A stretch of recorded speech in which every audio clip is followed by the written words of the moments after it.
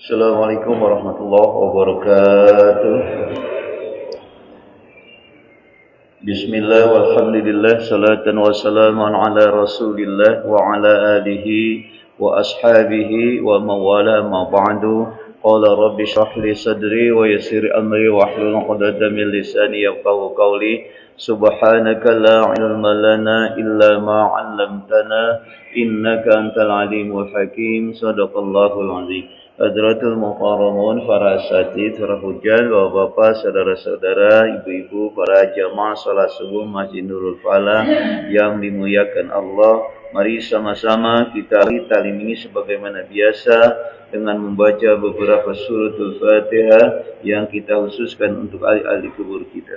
Ala hadhihi niyyah wa kulli 'amalin salihah ila hadratin Nabi Mustafa Rasulullah sallallahu alaihi wasallam wa ala alihi wa azwajihi wa zurriyyatil kiram wa jami' anbiya'i wal mursalin wa jami' sahabati wa qarabati wa tabi'in wa tabi'in bi ihsanin ila yaumiddin wa 'alaina ma'hum bi rahmatika ya arhamar rahimin. Shalillahi lahum al-Fatihah. أعوذ بالله من الشيطان الرجيم. بسم الله الرحمن الرحيم. الحمد لله رب العالمين الرحمن الرحيم مالك يوم الدين. إياك نعبد وإياك نستعين اهدنا الصراط المستقيم صراط الذين أنعمت عليهم غير المغضوب عليهم ولا الضالين آمين. ثم إلى الله جميعكم ولا بين أمتنا وجدنا وجدتنا وأخينا وأخواتنا وعمنا وأمتنا ومشائنا وسادتنا وقرابتنا ولمن أحب إلينا ولمن حق علينا وجميع المسلمين والمسلمات والمؤمنين والمؤمنات وخصوصا معرفة الكتاب شيخ عطية السكندري. الفاتحة. أعوذ بالله من الشيطان الرجيم. بسم الله الرحمن الرحيم. الحمد لله رب العالمين الرحمن الرحيم مالك يوم الدين. إياك نعبد وإياك نستعين اهدنا الصراط المستقيم صراط الذين أنعمت عليهم غير المغضوب عليهم ولا الضالين آمين. Satu Al-Fatihah mari kita usulkan untuk ahli kubur kita niatkan masing-masing.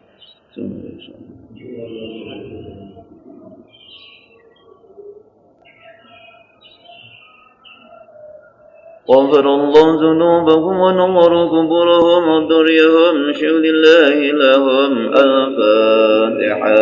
أعوذ بالله من الشيطان الرجيم. بسم الله الرحمن الرحيم. الحمد لله رب العالمين الرحمن الرحيم مالك يوم الدين. إياك نعبد وإياك نستعين اهدنا الصراط المستقيم صراط الذين أنعمت عليهم غير المغضوب عليهم ولا الضالين آمين. بسم الله الرحمن الرحيم. لا إله إلا أنت خلقتني وأنا عبدك وأنا عبدك ووعدك ما استطعت وأعوذ بك من شر ما صنعت أبوء لك بنعمتك علي وأبوء بذنبي فاغفر لي فإنه لا يغفر الذنوب إلا أنت. اللهم أنت ربي لا إله إلا أنت خلقتني وأنا عبدك وأنا عبدك ووعدك ما استطعت أعوذ بك من شر ما صنعت أبوء لك بنعمتك علي وأبوء بذنبي واغفر لي فإنه لا يغفر الذنوب إلا أنت. اللهم أنت ربي لا إله إلا أنت خلقتني وأنا عبدك وأنا عبدك ووعدك ما استطعت أعوذ بك من شر ما صنعت أبوء لك بنعمتك علي وأبوء بذنبي واغفر لي فإنه لا يغفر الذنوب إلا أنت. رضيت بالله ربا وبالإسلام دينا وبمحمد نبيا ورسولا. رضيت بالله ربا وبالإسلام دينا وبمحمد نبيا ورسولا. رضيت بالله ربا وبالإسلام دينا وبمحمد نبيا ورسولا. Mari sama-sama kita awali takmin dengan baca basmalah. Bismillahirrahmanirrahim. Kita lanjutkan kajian kita. Ini dua pasal terakhir dari bab 1. Nanti insya Allah kita ke depan mulai bab 2. Artinya pelajaran kita tentang ilmu akhlak tasawuf itu sudah mencapai 1 bab, setengah perjalanan. Ya, lihat bab terakhir, 2 bab terakhir atau 2 pasal terakhir bunyinya begini. Bismillahirrahmanirrahim. Rubbama waqafatil qulubu ma'al anwari kama hujibatin nufusu bikasaifil aghyari.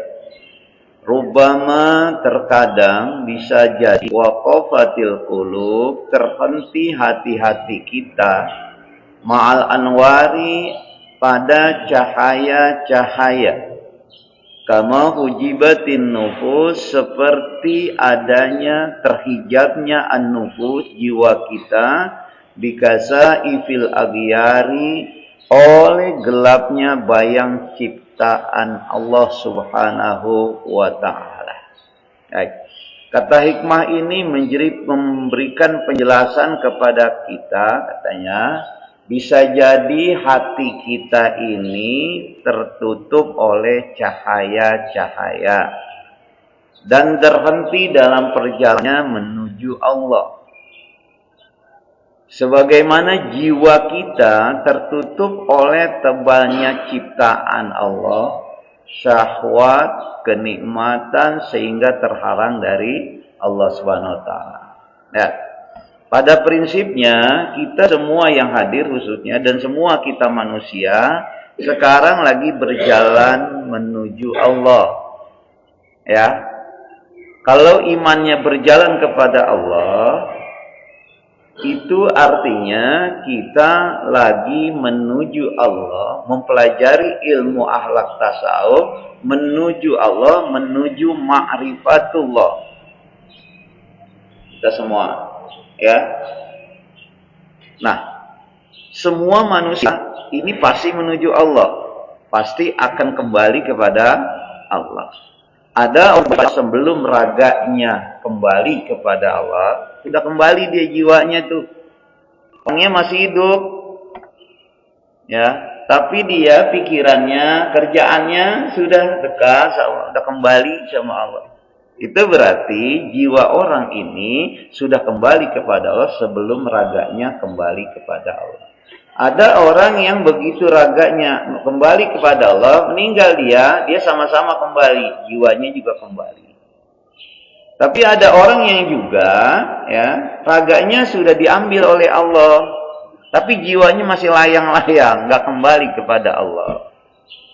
Banyak gitu, ya. Jadi karakter manusia demikian. Tapi pada seluruhnya ini mereka atau kita semua kembali kepada Allah. Kalau kita berbicara masalah jiwa kita. Nah sekarang kalau kita berbicara masalah ilmu akhlak tasawuf yang kita pelajari, kita ini lagi suluk, salik, zamannya suluk, lagi kembali menuju Allah karena kita tahu hakikat kehidupan kita dari Allah menuju Allah. Asalnya dari Allah akan kembali kepada Allah. Jelas ya? Nah, tetapi kadang-kadang kata Ibnu Sa'dillah, rubbama waqa'atil qulub ma'al anwar. Kadang-kadang kembalinya, usaha kembali kita kepada Allah terhenti, hati kita itu ma'anwar karena cahaya-cahaya. Ada yang menghalangi, ada yang menghijab. Ya, saya contohkan bahwa hijab yang menghalangi kita kembali kepada Allah itu satu yang berbentuk cahaya, sumber cahaya. Cahaya di sini bukan lampu ya, bukan listrik ya. Yang dimaksud cahaya-cahaya di sini yang menghalangi kita kembali kepada Allah itu bisa jadi itu sesuatu yang menggembirakan, sesuatu yang menerangi. Contoh, ilmu pengetahuan. Ilmu pengetahuan yang kita miliki ya, itu kalau berhenti kita belajar sampai ilmu pengetahuan saja, tapi hati kita tidak kembali kepada Allah, kita merasa cukup dengan adanya banyaknya ilmu pengetahuan yang kita miliki. Jadi ilmu itu kita jadikan maksud dan tujuan di dalam kehidupan. Berarti ilmu pengetahuan yang berbentuk cahaya pada diri kita itu menghalang kita dari Allah. Karena itu ketika kita sudah kaji ilmu pengetahuan, khususnya pengetahuan keimanan, jangan berhenti sampai kita sudah paham tentang itu. Tapi bagaimana ilmu itu bisa sampai menyampaikan diri kita kepada Allah.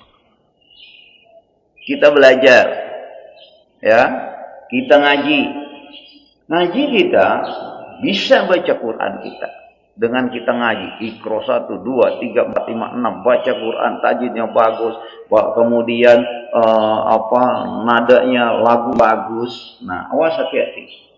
Begitu nadanya bagus, juara kita, ya.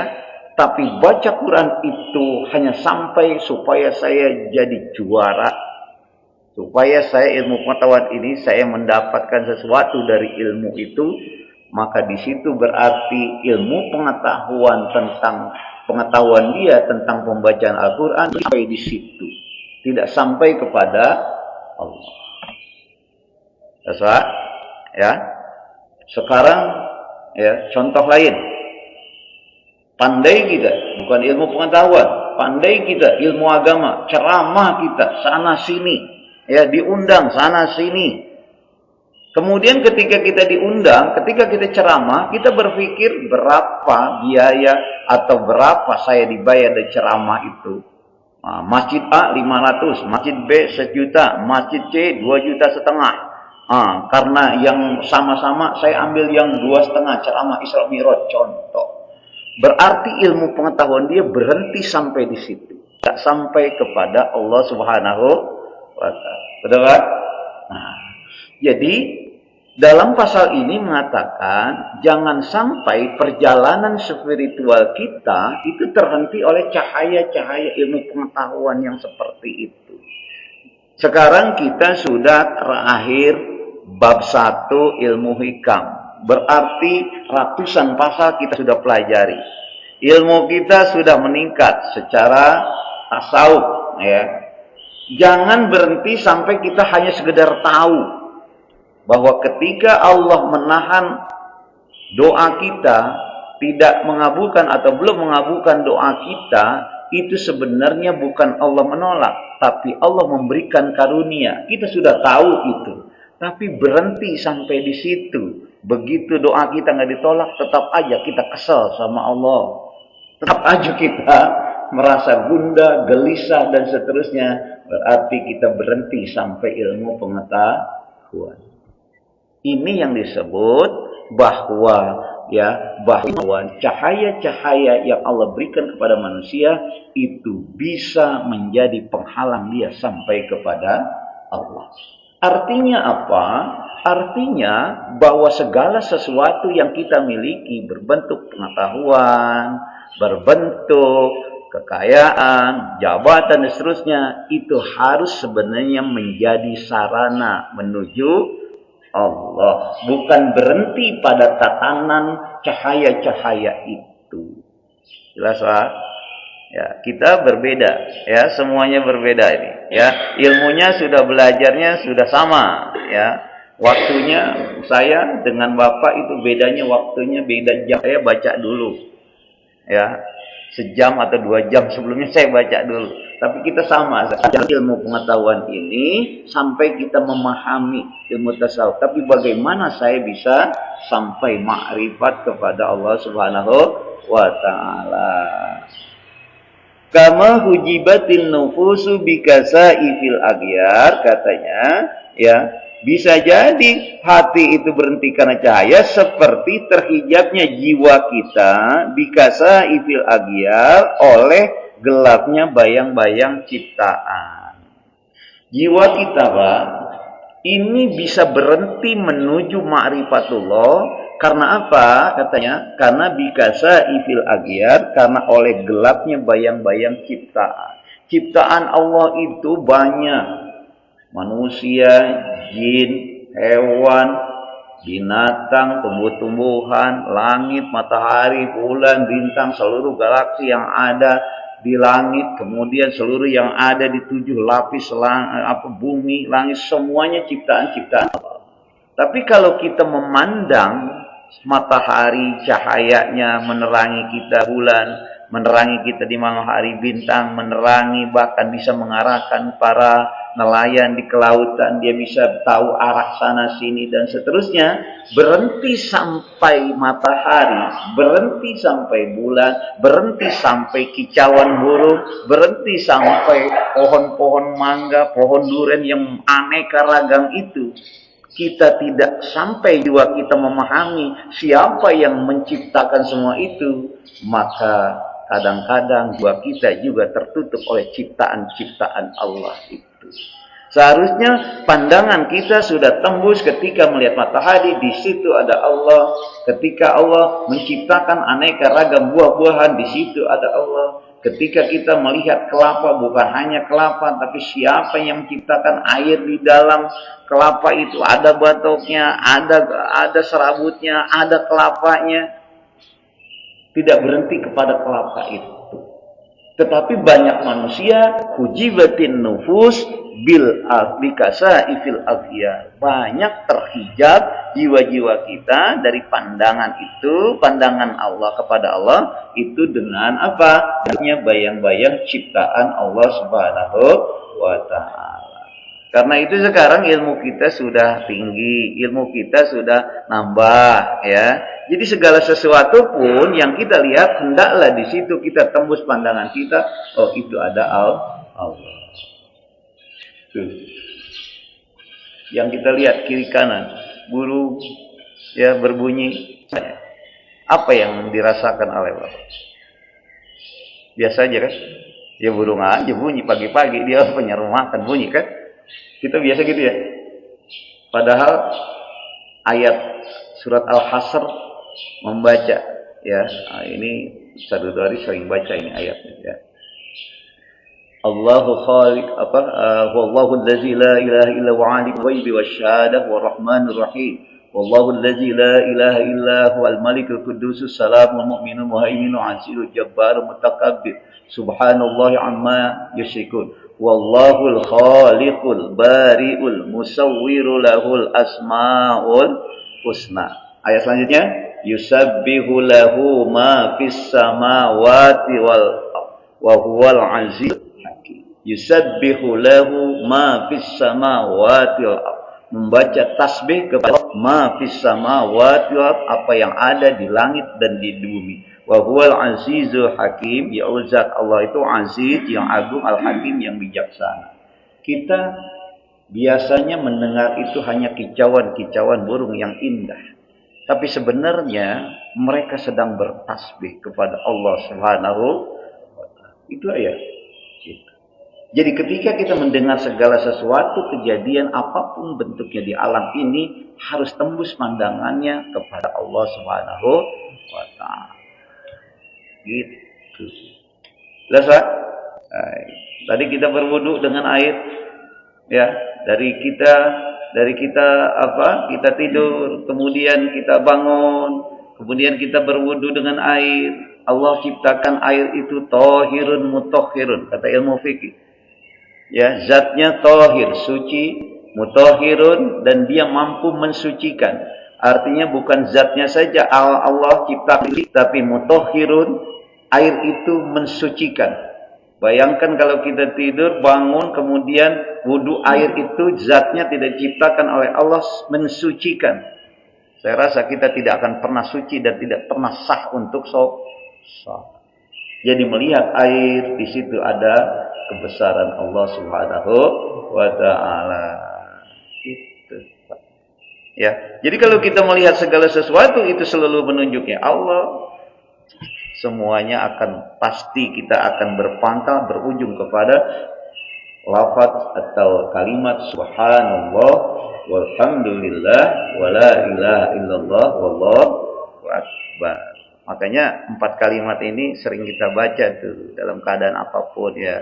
Karena kalimat ini sangat disukai oleh Allah. Subhanallah walhamdulillah la ilaha illallah wallahu akbar.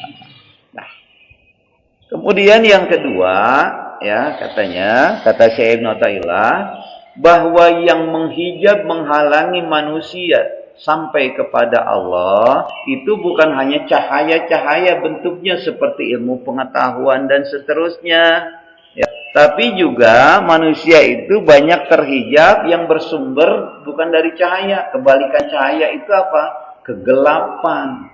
Kegelapan itu apa? Kegelapan itu dalam realisasi kehidupan itu nafsu, syahwat, keinginan-keinginan, kebiasaan-kebiasaan kita yang tidak syar'i itu bisa menghalangi diri kita dari sampai kepada Allah. Ngaji kita, muhatam kita, juz 1 ini, ya, ilmunya sudah tahu kita, tapi syahwatnya lebih besar, nafsu lebih besar, sehingga yang mendominasi dirinya itu godaan setan. Akibatnya dia tidak sampai kepada Allah. Ngajinya sudah bagus, tapi kebiasaan-kebiasaan yang pernah dilakukan itu nggak mau berhenti dia. Ya, contohnya apa? Ngajinya sejam, ngobrolnya 5 jam. Duduk di kafe, kopinya 1 gelas, ngobrolnya 2 jam. Kebiasaan-kebiasaan yang kita lakukan memang nggak menghalangi, nggak pensat. Saya nggak makan yang haram, benar haram, ya. Tapi coba bayangkan, kalau kita banyak hal-hal yang tidak berguna yang kita lakukan, itu bisa menghalangi akan kedekatan kita kepada Allah. Minimal waktu kita banyak habis sesuatu yang tidak berguna, gitu. Ya. Nah, kebiasaan-kebiasaan kita, kemudian syahwat-syahwat kita, keinginan kita, nafsu ini harus diredam. Ya. Supaya apa? Supaya ini tidak bisa menjadi menghalangi kita akan dekat sama Allah. Sebab manusia itu Allah ciptakan hatinya satu. Saya mau tanya, siapa yang punya hati 2? Ada yang hatinya 2? Enggak ada. Hati kita satu. Hah? Hatinya 2. Enggak ada, hati kita satu. Kalau kita merasa sekarang takut sama Allah, maka kita nanti di akhirat akan aman hidupnya. Tapi kalau manusia ini sekarang aman di dunia dari Allah, maka dia akan takut di akhirat pada Allah. Jadi artinya dalam kehidupan sekarang ini nggak bisa kita ada hati satu aman, ada satu kita takut, nggak bisa. Saja. Ma ja'alallahu fi qalbain fi rajulin qalbain. Tidak ada Allah ciptakan dalam satu orang itu 2 hati. Artinya kalau pilihan hidup itu, kalau dia sekarang merasa takut sama Allah, maka insya Allah dia akan aman di akhirat. Tapi kalau dia sekarang merasa aman hidup di dunia, maka dia akan takut di akhirat. Satu-satu. Enggak ada aman dan aman takut, enggak ada. Ya.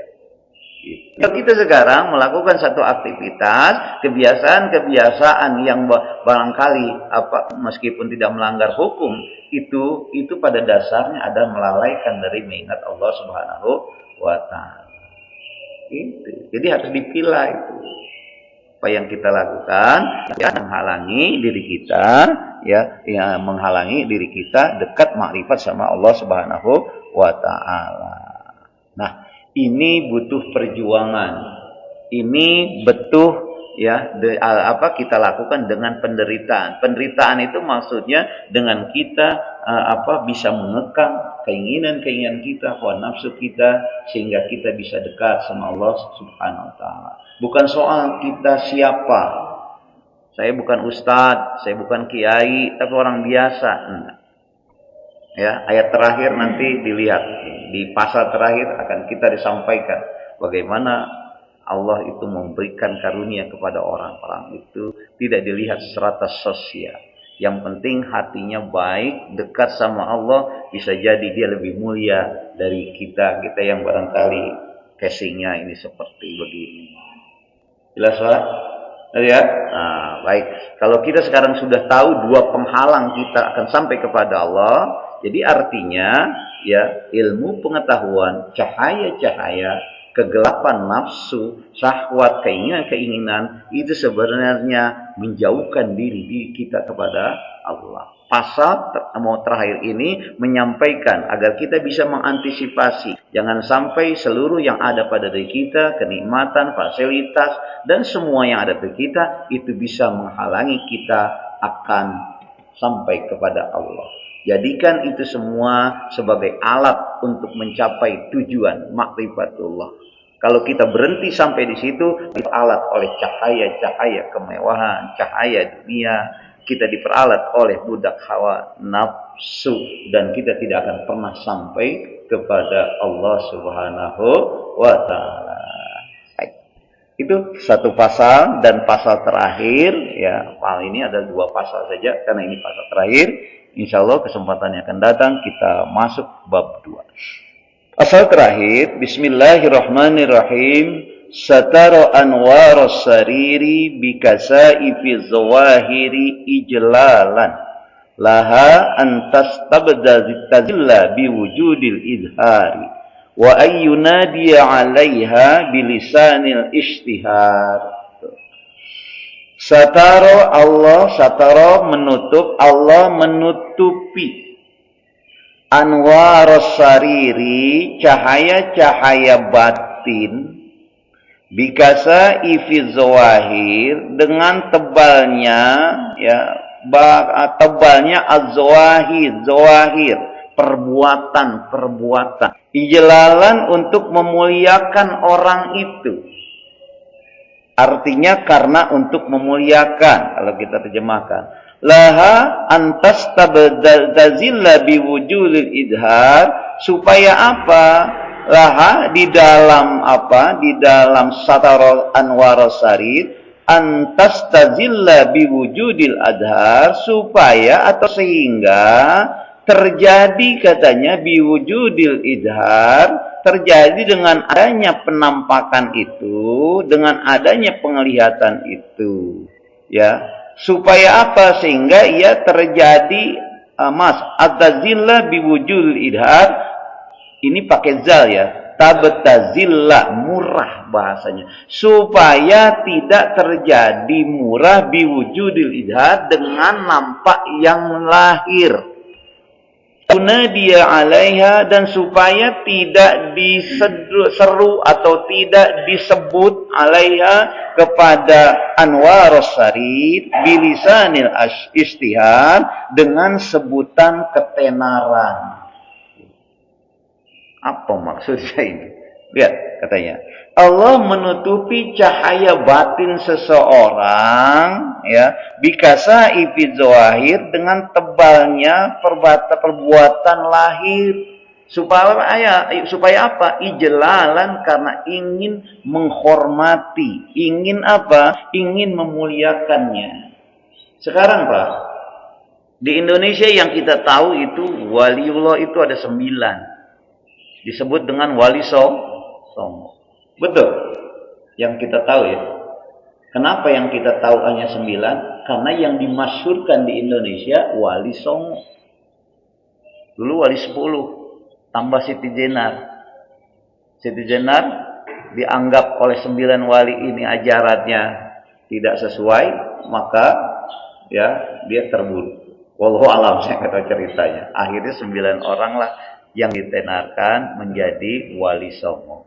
Di Jawa Barat 1, di Jawa Tengah 3, di Jawa Timur 5. Di Jawa Barat Sunan Gunung Jati. Di Jawa Tengah Sunan Kalijaga, Sunan Kudus, Sunan Muria Demak.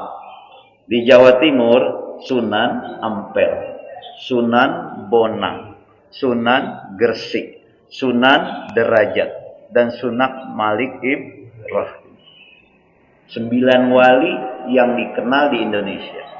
Tetapi sebenarnya waliullah itu bukan hanya 9. Kalau Bapak berjalan dari Tuban, ya, dari Gresik, Tuban, kemudian berjalan lagi ke Sidoarjo, berjalan lagi, terus menyusuri pantai di laut yang di Jawa Timur itu, ya, di Pantura disebutnya itu banyak waliullah yang enggak dikenal.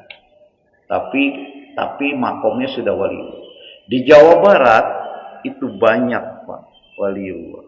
Kita bisa ziarah di Pemijahan, bisa ziarah di Bogor, dan seterusnya banyak waliullah. Di Banten banyak lagi ulama-ulama yang, tetapi katanya ya di sini ya bahkan kita juga ada yang dikenal, yang sekarang juga banyak dijarahi oleh saudara-saudara kita, termasuk kita barangkali, belum lagi di Madura, Syekh Holil dan seterusnya.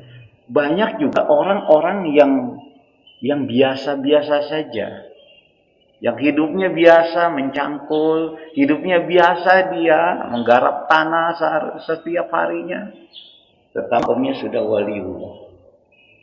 Tertutup dia, ditutupi oleh Allah dari ketenaran. Nah ini pasalnya.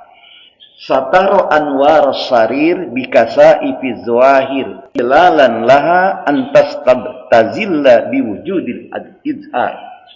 Allah kadang menutupi cahaya batin manusia yang sudah mencapai ma'rifatullah, sudah mencapai waliullah, bikasa ifi zawahir, dengan tebalnya az-zawahir, penglihatan mata kita.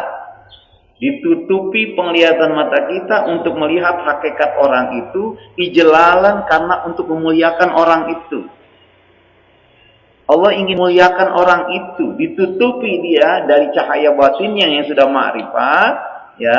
Kemudian supaya apa?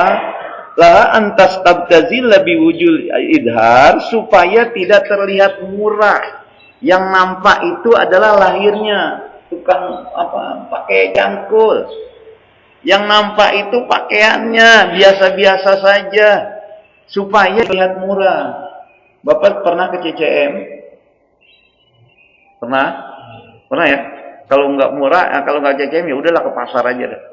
Situ ya, di Bojong aja yang deketan ya. Bedakan antara baju yang sudah 103 dengan yang mahalan, yang di dalam kaca yang mana, Pak? Hah? Yang mahal tentunya, ya. Betul kan? Tapi kalau yang sudah 135 itu diobrak, itu di luar. Bahkan plastiknya juga udah nggak ada. Betul kan? Allah menutupi seseorang waliullah itu yang dia kasihi, ya, yang dia senangi, yang dia cintai itu supaya demikian, supaya memuliakannya. Kemudian kita melihatnya yang nampak, oh, dia maju, ya strata sosialnya petani dong, supaya memuliakan. Ditutupi orang itu supaya memuliakan. Supaya apa juga? Supaya laha antastazilla biwujudil adha, supaya yang terlihat itu ada zohirnya, supaya dia tidak terlihat harganya murah. Biasanya yang kelihatan itu jadi murah, tetapi yang tersembunyi ditutupi supaya mulia. Satu. Yang kedua katanya, wa ayyunadi 'alaiha bilisanil istihar, dan supaya dia tidak dipanggil dengan panggilan yang tenar, masyhur. Bapak Kiai Haji yang Maha Agung dan seterusnya. Enggak mau. Allah melindungi supaya dia mulia. Gitu. Nah, ini banyak terjadi di Indonesia, bukan hanya di Indonesia, Pak. Di mana-mana, kadang-kadang pedagang tapi sifatnya dia dalamnya waliullah. Gitu. Yang tahu siapa? Yang tahu ya sama-sama mereka. Makin dekat sama Allah, kalau kita nggak tahu. Gitu. Ya, yang tahu tentang makom ini ya mereka antara wali dengan wali gitu. Tapi prinsipnya kalau ada seseorang kewaliannya itu diketahui orang lain, berarti dia masih rendah kewalian. Nggak ada yang tahu kecuali Allah sendiri. Jadi Allah tutupi itu untuk memuliakan, untuk jangan dipanggil dia dengan ketenaran, supaya Allah mulia, hatinya tetap terjaga. Sebab kalau orang dipanggil sudah kemuliaan, yang terhormat dua kali ya, yang terhormat. Pokoknya apa aja lah, jabatan gitu ya, kiai, haji, dokter, andas, dan seterusnya. Begitu dipanggil dia merasa bangga dengan panggilan itu. Nah, disitulah jadinya ujub takabur. Jadi Allah tutupi mereka yang sudah dekat sama Allah sehingga tertutup dengan kenyataan yang ada.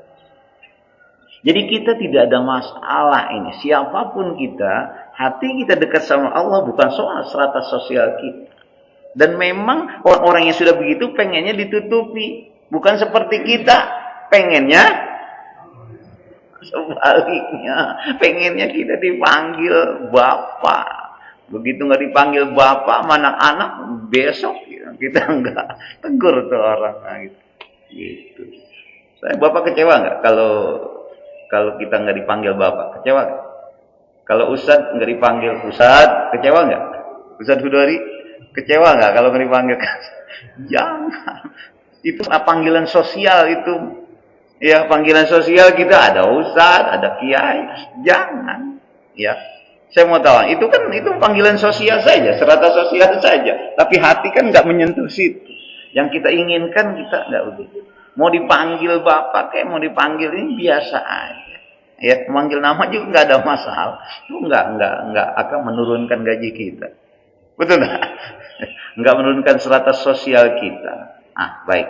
Jadi pasal terakhir ini, kalau kita sudah mampu tahu tentang ilmu tasawuf secara umum, bagaimana hakikat dari semua keadaan, kemudian sekarang kita sudah tahu apa yang menghalangi kita ma'rifat sama Allah, kemudian kita sudah tahu bahwa Allah menutupi, kalau orang sudah disayangi, Allah ditutupi dia, kemuliaan dia, supaya juga dia tidak disebut tenar di hadapan manusia.